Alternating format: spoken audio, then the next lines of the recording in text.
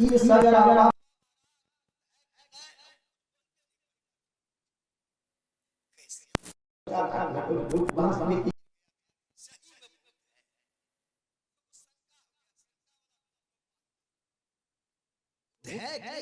वही आत्मा बनते हैं जो शरीर में दुष्कर्म करता है, वही बनता है।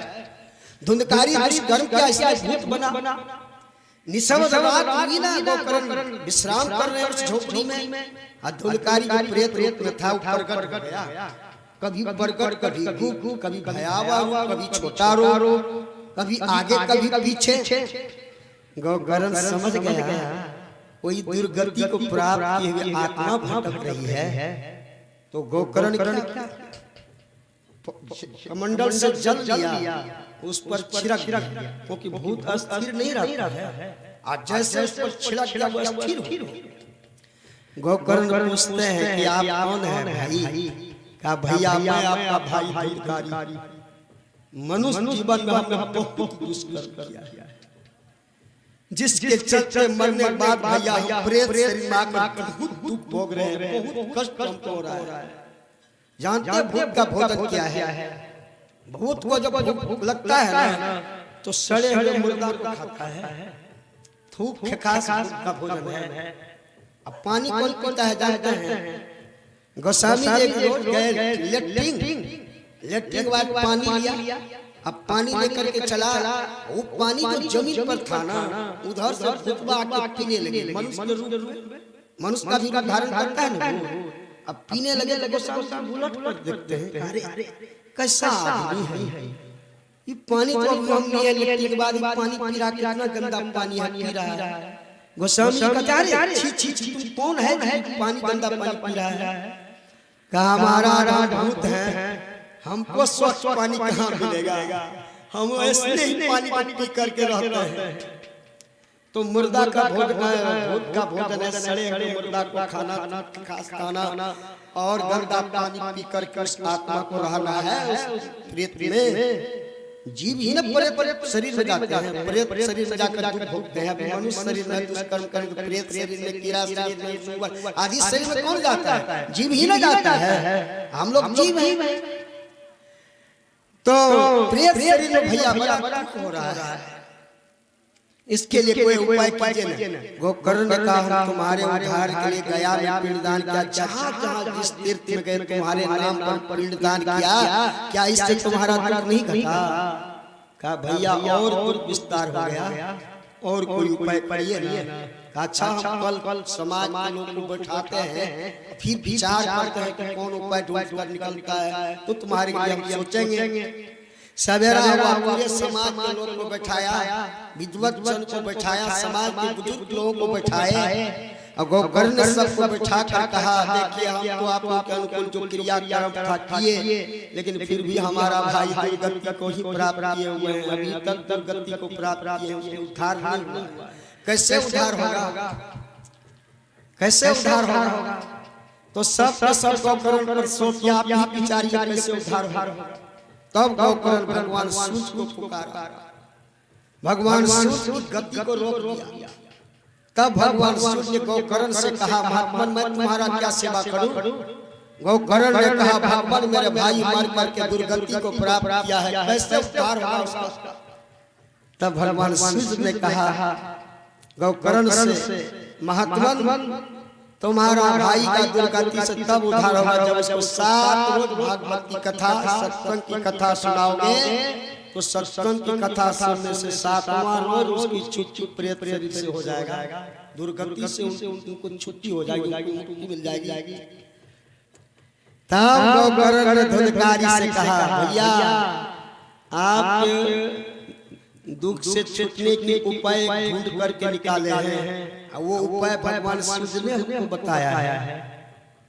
आप यह जो प्रेत शरीर में दुख है, इस दुख से छूटने का उपाय एक ही है। भगवान सूर्य ने कहा कि आप 7 रोज जब सत्संग की कथा को सुनेंगे, भागवत की कथा करिए, सत्संग की कथा करिए, एक ही बात है। इसको जब सुनेंगे तब 7वां रोज सत्संग के प्रभाव से आप प्रेत शरीर से मुक्त हो जाएंगे। क्या विचार है आपका? जो धुंधकारी प्रेत शरीर में था स्वीकार किया, कहा भाई यदि हमारा दुख छूट जाएगा सत्संग सुनने से तो बिल्कुल हम 7 रोज एक चित्त होकर सत्संग सुनेंगे। धुंधकारी को कहा दिया। गोकर्ण सोचा जब सत्संग के द्वारा जब प्रेत शरीर में रहने वाली आत्मा का उद्धार हो सकता है तो जो मनुष्य शरीर में जीव है उसका भी तो उद्धार हो जाएगा। तो संत लोग तो सब जीव का उद्धार चाहते हैं। गोकर्ण संत है, गोकर्ण को चाहते हैं कि प्रेत शरीर में जीव है उनका भी उद्धार हो जाए, मनुष्य शरीर में जो अभी जिंदा है उसका भी उद्धार हो जाए, क्योंकि सत्संग से दोनों का उद्धार हो सकता है। इसलिए गोकर्ण ने इस भागवत कथा का बहुत भारी प्रचार किया, बहुत दूर दूर तक प्रचार किया ताकि सबकी कल्याण हो जाए, सब जीव का कल्याण हो जाए। जो सत्संग प्रेत शरीर में रहने वाले आत्मा का कल्याण कर सकता है तो क्या मनुष्य शरीर में जो आत्मा उसका नहीं करेगा। इसका प्रचार भारी प्रचार किया और वो कथा का डेट तारीख भी दिन भी फैलन हो गया। और जहाँ पर सत्संग होता, भागवत का कथा होता, वहाँ बहुत बड़ा पंडाल बनाया गया। उस पंडाल में 7 बोर का बांस गड़ा। जब गोकर्ण कथा आरंभ किया तो धुंधकारी सबसे पहले पहुंच गए वहाँ लिंग शरीर लेकर, क्योंकि लोग जब मरते हैं तो मात्र एक स्थूल शरीर छूटता है और 3 जड़ शरीर बच जाता है। सूक्ष्म शरीर कारण महाकारण 3 जड़ शरीर है, यह शरीर रह जाता है। 4 इंद्रियां साथ में रहते हैं, मन बुद्धि चित्त अहंकार, केवल 10 इंद्रियां और स्थूल शरीर छूटता है। तो लिंग शरीर उसी को कहते हैं जो शरीर, जैसे आप लोग जानते हैं कि सतवान के स्थूल शरीर से उनका लिंग शरीर निकाल करके जमराज लेकर के जम लोग जा रहे हैं। तब न सावित्री अपने पतिव्रत धर्म के बल से जमराज को परास्त करके अपने पति की प्राण निकाल लिया। तो फिर जमराज का लिंग शरीर जो सतवान का था वो स्थूल शरीर में घुसा दिया, फिर से जी गया। वही शरीर लेकर के जब जीव जाता, लिंग शरीर लेकर के, सूक्ष्म शरीर लेकर के, उसी शरीर में किए हुए कर्मों का फल भोगता है, उजागर स्वर्ग में भोगता है, नरक में भोगता है, जाकर भोगता है। वह स्थिर शरीर से केवल छूटता है। तो धुंधकारी सूक्ष्म शरीर थे, लिंग शरीर में थे, उस शरीर को लेकर चले गए सत्संग स्थल पर जहाँ पर भागवत कथा होता, भगवान की कथा होता, चर्चा होता, उनकी महिमा का गाथाएं होती, वहां चले गए। 7 पर का जो बांस गड़ा हुआ था सबसे नीचे बैठ और गोकर्ण जब कथा सुनाने लगे हैं तो धुंधकारी एकाग्र मन से सुनने लगा, एकाग्र सुनने लगे। पहला रोज जब सत्संग समाप्त हुआ तो बांस का पहला पोर फट गया। कर्म सकर्म से 7 रोज जब सत्संग हुआ तो 7 बांस का पोर फट गया, फट से फूट गया। और 7वां रोज जो मनुष्य शरीर में दुष्कर्म करके प्रेत शरीर में जाके दुख भोगता था, वो जब 7 रोज सत्संग सुना तो 7वां रोज वह प्रेत शरीर से मुक्त होकर दिव्य रूप में प्रकट हुआ, दिव्य रूप में प्रकट हो गया। और गोकर्ण से कहा भैया अगर आप जैसे महात्मा मेरे कुल में नहीं होते तो मेरे जैसे दुरात्मा का उद्धार प्रेत शरीर से नहीं होता। तब स्वर्ग से विमान आया, उस विमान पर बैठा कर धुंधकारी को स्वर्ग। तो सत्संग की ऐसी महिमा है तो जो शरीर में जीव है उसका भी उद्धार सत्संग करते हैं, जो शरीर से निकलकर दुर्गति को प्राप्त किया है उसका भी उद्धार सत्संग करते हैं। इसलिए गोस्वामी जी ने कहा सत्संगति मुद मंगल मूला, सोई फल सीधी सब साधन मूला। सत्संग आनंद और कल्याण की वृक्ष जल है, सिद्धि सत्संग वृक्ष की फल है और जितने साधन है सब फूल है। इसलिए भगवान श्री राम ने कहा विश्वतंत्र सकल सुख खानी बिनु सत्संग न पावहि प्राण। भगवान श्री राम ने कहा भगवान स्वतंत्र है, सभी सुखों की खानी है, प्राणी बिना सत्संग के भक्ति नहीं पाता है। इसलिए ये सत्संग जीव का कल्याण करने वाला है, मोक्ष प्रदान करने वाला है। इसलिए गोस्वामी जी कहते बिना सत्संग का विवेक नहीं होता है, बिना सत्संग के मनुष्य के अंदर विवेक नहीं होता है, विधि निषेध का ज्ञान नहीं होता है, धर्म अधर्म का ज्ञान नहीं होता है, सत्य असत्य का ज्ञान नहीं होता है। जिसके पास यह ज्ञान नहीं है वो पशु है। ज्ञानहीन नर पशु भी समाना। जिस मनुष्य के अंदर ये ज्ञान नहीं है, सत्य असत का ज्ञान नहीं है, धर्म अधर्म का ज्ञान नहीं है, वह मनुष्य वो पशु है। और ऐसे पशुवत बुद्धि वाले मनुष्य भी अगर सत्संग आ जाए तो उसके अंदर में विवेक की जागृति हो जाएगी। जैसे रत्नाकर रघुपाल के अंदर विवेक की जागृति हो गए, धर्म मार्ग को पकड़ लिया, ईश्वर की भक्ति करके मोक्ष प्राप्त किया। हम लोग ईश्वर की भजन करके मोक्ष प्राप्त कर सकते हैं, लोग दोनों को सजा सकते हैं। तो अविवेक को भी विवेक सत्संग से हो सकता है। और ये सत्संग क्या है? कबीर साहब ने कहा, मैं तो आन पड़ी छोरन के नगर सत्संग बिना जिया तरसै, इस सत्संग में लाभ बहुत है तुरंत मिलावे गुरु से। कबीर साहब कहते हैं कि सत्संग हमारा जो है ना, जिया सत्संग बिना तरस रही है। क्यों तरस रही? इसलिए कि हम चोरों की नगरी में आ गए हैं। चोरों का नगरी क्या है? आंख बंद करके देखो, घोर अंधकार है ना, यही चोरों का नगरी। इसमें मन रूपी चोर वास किए हुए हैं। ऐसी मन रूपी चोर का संग हो गया चेतन आत्मा की। इस चेतन आत्मा सत्संग करना चाहता है, परमात्मा से मिलना चाहता है, अपनी महिमा को सुनना चाहता है, साधु महात्मा की संग करना चाहते हैं, लेकिन मन रूपी चोरों की नगरी में आकर के इन्होंने इस सत्संग के लिए तरसते रहते हैं। ये सत्संग उसको नहीं मिलता। अगर सत्संग की ओर जाने की इच्छा भी होता है तो मन अनेक संग से भरम उत्पन्न करके मन को सत्संग में जाने से रोक देता है। इसलिए सत्संग बिना जिया तरसै। इस सत्संग में लाभ जो सत्संग ध्यान करेंगे उसको न भोजन की कमी, न वस्त्र की कमी, न आवाज की कमी, न सेवा की कमी, न प्रतिष्ठा की कमी, कोई कमी नहीं रहेगा। बहुत लाभ है। लेकिन सबसे बड़ा लाभ क्या है? ज्ञान हो जाता है, तुरंत ज्ञान हो जाता है उसके अंदर में, उसकी अज्ञानता का नाश हो जाता है।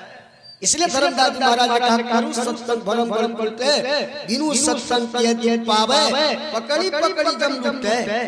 कोई व्यक्ति जियारा ज्ञान रतन धन लूटे, कहे कबीर सुनो हो धर्म जन्म मरण है छूटे। इसलिए करू सत्संग और इस बड़े भरम और संशय की घर से छूट जाओ। ये अज्ञानता है ना, इसी में जीव रह करके ज्ञान विहीन रहने के कारण पशुवत जीवन बिताता है। लेकिन सत्संग करने से अंदर में ज्ञान हो जाता है, तुरंत ज्ञान हो जाता है। कबीर साहब ने कहा, मूर्ख जन कोई सार न जाने सत्संग में अमृत बरसे। किसी ने पूछा, महाराज अमृत क्या है? अमृत है बातों की बात, अमृत है संतों की बात। ये संतों की जो वाणी है वही अमृत है। इस अमृत का जो पान करते वो अमर हो जाता है। इसलिए कबीर साहब कहते हैं यही लाभ है सत्संग में। हमारे राज्य का नित्य सत्संग करने प्यारा तेरा कान सरे सारा। सत्संग करने प्यारा कहता है। कितना अच्छा वाणी में संबोधित कर रहे हैं, कितना अच्छा वाणी से लोगों को स्नेह दे रहे हैं, प्यारा बोल रहे हैं। नित्य प्रति सत्संग करने प्यारा तेरा कार सरे सारा। सार कार निर्णय कर हर चेतन धारा। सार कार का निर्णय कर ले। सार कार क्या है, असार कार क्या है? असार संसार है, असार परमात्मा है। सत परमात्मा है, असत संसार है। ये दिमाग में निर्णय, बुद्धि में निर्णय हो जाए कि संसार असार है, परमात्मा सार है। जैसे दूध का सार घी है, जैसे मेहंदी का सार लाली है, जिस तरह तिल का सार तेल है, जिस तरह शरीर का सार आत्मा है, उसी तरह संसार का सार परमात्मा है। संसार असत है, परमात्मा सत्य है। ये निर्णय अगर अंदर में हो जाए तब उस परमात्मा को प्राप्त करने के लिए चेतन की धार को पकड़ो, सूरत धार को पकड़ो। नहीं, इसके लिए दो तरह से सत्संग करो। नित्य प्रति सत्संग करो बनाई, अंतर बाहर विधि भाई। धर्म कथा बाहर सत्संगा, अंतर सत्संग ध्यान भंगा। आराध्य दोनों तरह से सत्संग करो। बाहरी सत्संग भी करो, उसको सुनो और समझो, और आंतरिक सत्संग में ध्यान करो। ध्यान करने के लिए सच्चे सत्संग से युक्ति लेकर के तब ध्यान करो। अपने मन से ध्यान मत करो, पहले सुनो समझो। ईश्वर के बारे में कथा को सुनो समझो, समझ करके जब ईश्वर के ज्ञान हो जाए कि ईश्वर सर्वत्र है, एक ही है, उसको पाने के लिए आंतरिक सत्संग करो। ध्यान करने के लिए सत्संग से दीक्षा लेकर के तब सदगुरु से युक्ति लेकर के तब आंतरिक ध्यान करो। ध्यान में एक नाम का जप, जो नाम भेद गुरु ने बतलाया है, जो मंत्र गुरु दिया है, उस मंत्र का सर्वप्रथम जाप करो। बैठ करके करो, धर गर्दन सीधा करके दाएं हाथ की तलहट ऊपर रखो, बाएं हाथ की तलहट को नीचे रखो, फिर दाएं पैर को ऊपर रखिए, बाएं पैर को नीचे रखिए, धर गर्दन सीधा करके आंख बंद करके अंधकार में अपने मन को जो गुरु ने मंत्र दिया है उस मंत्र से जोड़। इसको मानस योग कहते हैं। मानस योग में मानस जप सर्वप्रथम पढ़िए। इसको कहा है चरणदास जी महाराज, जिनको हरि सुमरन करो रहे जाग कर ध्यान, भूख राखी भोजन करो तजी सोवन को बान। चरणदास जी महाराज कहते दिन को हरि का सुमरन करो और रात में जग करके ध्यान करो, अब भूख रख करके भोजन करो। इनकी साधक लोग शाम में सोचते सोना ही है, तो जितना चढ़ावा है चढ़ा, अगर कहीं छाती तो कंठ तक भी आ जाए तो कोनो टेंशन नहीं, क्योंकि केवल अपना सोना है। हम लोगों को भी कहते बाबा महाराज, जो सत्संगी लोग साधारण सत्संगी है, तो ये लोग कहते बाबा महाराज आप भोजन जितना करना है कर लीजिए ना, तो आराम न करना है, अब सोना है। उनको पता नहीं है कि ये बजे जगेगा। ये जो हमारे साथ रहते हैं ना, एक दिन से दूसरे दिन में बीमारी हो जाता है, तो हमसे दूर अगर रहता है तो अलग में तो ठीक है। हम मन में होता है कि बाबा महाराज बढ़िया जगह सोचे तो हमको भी बढ़िया जगह चाहिए, तब बाबा जगह जिस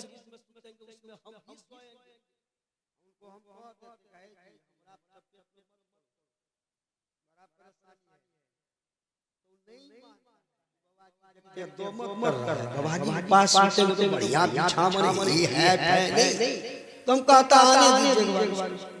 और जैसे हमारे पास बगल में हमारे जिस चौकी पर सोते उस पर नहीं सो सकता है, बगल में चौकी जस्ट बगल में लगल है, वो तो सोने वाला है। सामने चढ़ा दिया तो सोने का मन बना के आया है, लेकिन हम सोने के मन बना कर नहीं है। दिन में संसार का काम, रात में अपना काम, दिन में छुट्टी नहीं है। दिन में ऐसे बक बक करते रहते हैं, लेकिन बक बक करने से काम नहीं होगा। जब उसको अपने जीवन उतारेंगे तब होगा, प्रयोगशाला में उसको करेंगे तब होगा, तब हमारा काम बनेगा। तो रात में अपना काम करना है, जग जग रात करना है। दिन भर संसार का काम, रात में अपना काम करना है। ये पता नहीं इसको है, ये तो घर गृहस्थ में खाता है, दिन भर खाना रात में अपना खराटा। लेकिन गृहस्थ आश्रम में भी कोई ऐसे व्यक्ति है कि एक समय से जग कर ध्यान अभ्यास करता है। ऐसे लोग जोगी है, गृहस्थ में भी जोगी है। आज बाबा जी में भी भोगी है, बाबा जी में भी ऐसे लोग खा पी करके भोर सुतल है, भी भोगी। गृहस्थ में भी भोगी है, गृहस्थ में भी जोगी है, इधर में भी बाबा जी में भी कोई जोगी तो कोई भोगी है। भोगी वही है जो खाया पिया के मस्त भोर हो करके सोया। लेकिन जिसको टेंशन है कि हम कल्याण हमारा हो जाए, उसको नींद नहीं आती है, वो हमारे पास सो जाते हैं, खराटा ले रहा है, एक बजे हम उठ गए, उसको है वो तो उठता है क्योंकि एक घंटा बैठने का भी सामर्थ्य नहीं है, वहाँ 4 घंटा की बात सवाल है। जैसे सोचेंगे खराटा लेगा, सोने देंगे ही नहीं। एक दिन बाद दूसरे दिन कहते हैं कि हम बगल में दे दीजिए दूसरा। क्यों कि दिन को हरि सुमरन करो, रैन जागी कर ध्यान, भूख राखी भोजन तजी सोवन को। यदि जो साधक है, जो ईश्वर को पाना चाहता है, जो ध्यान भजन करना चाहता है, जो ईश्वर से स्नेह करना चाहता है, प्रेम करना चाहता है, उसको भोजन शाम वाला कम करना है। भूख है, भोजन करना छोड़ दिया, तब उसको नींद नहीं आएगी, आलस नहीं सताएंगे, भूखा आदमी को नींद आएगी, तब समय से जग जाएंगे। और कहते हैं रैन जागी कर ध्यान, रात में जग कर ध्यान। चारी पहर नहीं जग सके तो आधी रात सुझा। ध्यान करो जब भी करो भजन करन को ला। अगर चारों पहर आप हरे रात नहीं जग सके हैं तो आधा रात में जगिए, 12 बजे रात में जगिए, और जप कर ध्यान में जप करिए। यही जप करना, भजन करना है, ये ईश्वर का वर्णन अपना जप करना है। गुरु का ये ईश्वर बात देखिए, क्योंकि गोस्वामी रामायण में गुरु को ही ईश्वर का है। योग उपनिषद में भगवान शंकर ने गुरु को ही ईश्वर कहा है। ईश्वर और गुरु कोई अंतर नहीं है। ये मत समझिए कि गुरु अलग है ईश्वर अलग है। गुरु वही होते हैं जो ईश्वर में मिल जाता है, वही गुरु है। जो ईश्वर में मिल गया तो ईश्वर में और कोई अंतर ही नहीं रहता है। शरीर से मनुष्य है लेकिन स्वरूप से परमात्मा है। तो गुरु नाम का जप करिए, इसे कहते हैं भजन। ध्यान करो, जब भी करो, भजन करो ला। जो नहीं श्रद्धा दिन भर के ठाठा मारल गृहस्था में, घर गृहस्थ में बड़ी परेशानी है, इसलिए थके मारे हैं तो थोड़ा ढीला किया है।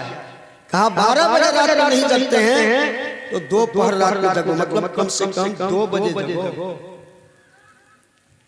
दोपहर जगो और जग करके उठ करके बैठ जाओ। अब बैठने के लिए आसन रखो, अपने पास एक आसन रखिए। यानी कि कहीं बैठ गए, ईश्वर से मिलना है, ईश्वर से जुड़ना है। ईश्वर बहुत पवित्र है, उसका नाम बहुत पवित्र है। और हमारा मन है बहुत जन्मों की पाप से मैला है, गंदा है।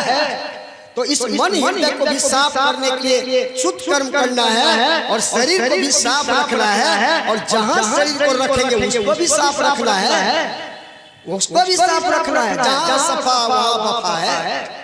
आसन रखिए, चाहे सूती का आसन हो या कम्बल का आसन हो। कोई 1 मीटर या आधा मीटर की कपड़ा रखिए, उस पर बैठ करके उठ बैठो, रटना रटो, उठ कर बैठो। तो गुरु ने मंत्र दिया, उस मंत्र का जाप, उस मंत्र को रटो।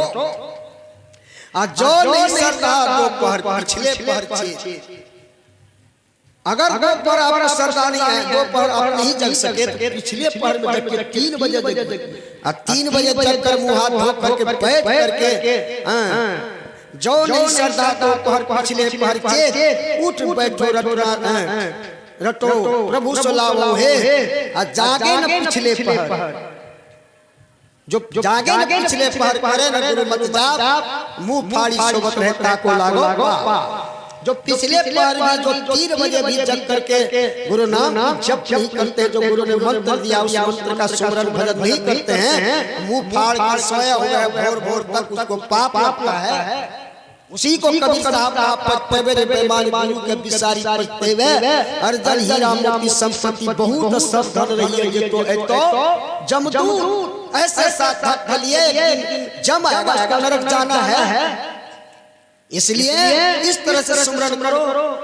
अब फिर कभी साहब कहते सुमरन सुख उपजे, सुमरन सुख दुख जाए, कहे कभी सुमरन किए सही माही समाए। कबीर साहब कहते जो मंत्र जाप करने लगे, नाम जप करने लगे, उसका सुख बढ़ने लगा, सुख उपजने लगे, घटने लगा। यही है दुख को घटाना, सुख को बढ़ाना। अगर सुख चाहते हो तो सुमरन कीजिए, तो दुख घटेगा, सुख बढ़ेगा। एक सुमरन करते करते जीवन में मिल जाएंगे। सुमरन ध्यान भी दो तरह से, वर्णात्मक नाम का जप, ध्वनियात्मक नाम का जो ध्यान करेंगे वो परमात्मा मिल करके सभी दुखों से छूट जाएगा।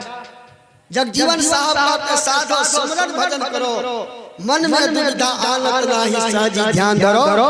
जगजीवन साहब कहते हैं साधो सुमरन भी भजन करो। ये हारमोनियम पर गाना ही ठीक है, ये सामवेद है, लेकिन इस भजन से जीव दुख से नहीं छूटेंगे। भजन करो तो सुमरन भजन करो, तन काम में मन राम में ऐसे सुमरन करो। इस मन को जो गुरु ने मंत्र दिया है उस मंत्र में लगा कर खाते पीते उठते बैठते जपो। रात में कहा हो ना हरदम रटो, कभू न हर तुझे छेड़ेगा। गुरु महाराज कहते गुरु मंत्र को हरदम रटो, कभी इस मंत्र से मन को अलग मत करो तो तुम्हें काल नहीं छेड़ सकता है। रात में कहा सर्व क्षण गुरु मन जो मिहि रहे हो, निश्चय ही निर्वाण हो संत सब कहे। रात जिसके मन में गुरु सर्व क्षण है, हर घड़ी गुरु मन में निश्चित उसको निर्माण पद की प्राप्ति होगी, ऐसा संत लोग कहते हैं। रात का भजो साथ ये गुरु दाता दयाल, काटे जब जाल पल में कर दे निहाल। इसलिए सदगुरु की नाम जप करो तो सदगुरु पल में जब फंद से जीव को मुक्त कर देता है। इसलिए गुरु नाम जप प्रथम करिए, फिर उस नाम संबंधी रूप का ध्यान करिए। ये ईश्वर की सगुण भक्ति है। जब तक ईश्वर की सगुण भक्ति नहीं करेंगे तब तक निर्गुण भक्ति नहीं होगी, और जब तक निर्गुण भक्ति नहीं करेंगे तब तक जीव शरीर और संसार के दुख से मुक्त नहीं होगा। पहले सगुण भक्ति करने के लिए गुरु नाम का जप और गुरु रूप का ध्यान करना है। एक ही नाम का जप और एक रूप का ध्यान करना है। एक नाम जप से क्या होगा, अनेक नाम से छूट जाएंगे, एक नाम से जुड़ेंगे, मन सिमटेगा, एक नाम में सिमटेंगे और फिर एक रूप का ध्यान करेंगे तो छूट जाएगा। फिर एक रूप का ध्यान कैसे करें, तो गुरु महाराज की कई रूप है, जो रूप आपको पसंद है इसी एक रूप का ध्यान करिए। और अगर रूप आपके अंदर उतर जाए तो क्या होगा, तो गुरु नानक देव जी महाराज कहते गुरु की मूर्ति हृदय बसाए जो इच्छे से फल पाए। जो गुरु रूप को अपने भीतर उतार लेगा इच्छा फल प्राप्त हो जाएगा। फिर सूक्ष्म रूप है परमात्मा की, पहले स्थूल रूप है, फिर सूक्ष्म रूप है। सूक्ष्म रूप में बिंदु के रूप में परमात्मा है। तो उस बिंदुता को कैसे हम अपनाएंगे, इसके लिए दृष्टि उस बिंदु पर टिकेगी। अपने दृष्टि की धाराओं को अपने अंदर दोनों भाव के बीच में जहाँ गुरु ने आपको इशारा किया है वहाँ दृष्टि को एक करिए। जिनकी दृष्टि भीतर में एक हो जाएगी उसका अंधकार सदा के खत्म हो जाएगा। आराध्य ने कहा ब्रह्म ज्योति खुल गई अंतर में निसी अंधियारी हदस। जिसके अंदर भी ज्योति प्रकट हो जाएगा सदा की अंधकार मिट जाएगा, सदा की उसकी अंधकार का नाश हो जाएगा, उसकी अज्ञानता मिट जाएगी, संशय भरम सदा की खत्म हो जाएगा। इसी को आराध्य ने कहा कि लख आराध्य ने कहा लख बिंदु नाद कहाँ त्रय पद देखे सुनो सुनो में ही ब्रह्मनाद का धरो सहारा आपन तन में ही। आराध्य कहते हैं आंख भी बंद करो, मुंह भी बंद करो, कान भी बंद करो, बंद करके अपनी दृष्टि को वहां लगाओ जहां दृष्टि एक होने से बिंदु का उदय होता है। वह बिंदु में शब्द हो रही है, उस बिंदु में शब्द हो रही है, उसी बिंदु में जो शब्द हो रही है उस शब्द को पकड़ो। लख बिंदु नाद देखे सुनो सुनो में ब्रह्मनाद, वो ब्रह्म की नाद है, ब्रह्म की ज्योति और नाद है। उस नाद को पकड़ो, धर चेतन लख बिंदु नाद त्रय बंद देके सुनो सुनो में ही ब्रह्मनाद का धरो सहारा आपन पर भी। उसी ब्रह्मनाद की सहारा को धारण करो, उस ब्रह्मनाद को पकड़ो और पकड़कर सूक्ष्म शरीर कारण शरीर महाकारण शरीर को जब पार कर जाते हैं सत्य के सहारे से, तब वह केवल शरीर में जाकर के परमात्मा की दर्शन करके जीवात्मा सभी दुखों से निवृत्त हो जाता है। लेकिन वहाँ भी भेदभाव है, हम जीव और परमात्मा है, क्योंकि जहाँ मंडल वहाँ सीमा है। केवल एक मंडल है, सूक्ष्म मंडल है, और सब मंडल उसमें समाया हुआ है, लेकिन वो भी तो मंडल है। जब केवल मंडल के पार जीवात्मा चले जाते हैं तब जीवात्मा परमात्मा मिलकर एक मय हो जाता है, तब उसका जाने आने का जो रास्ता बंद हो जाता है, भगवान की चक्र से छूट जाता है। इसी काम को करने के लिए प्रभु ने मनुष्य जीव को दिया है। अगर इस जन्म में इस काम को नहीं करेंगे तो आने वाला जन्म दुखमय होगा।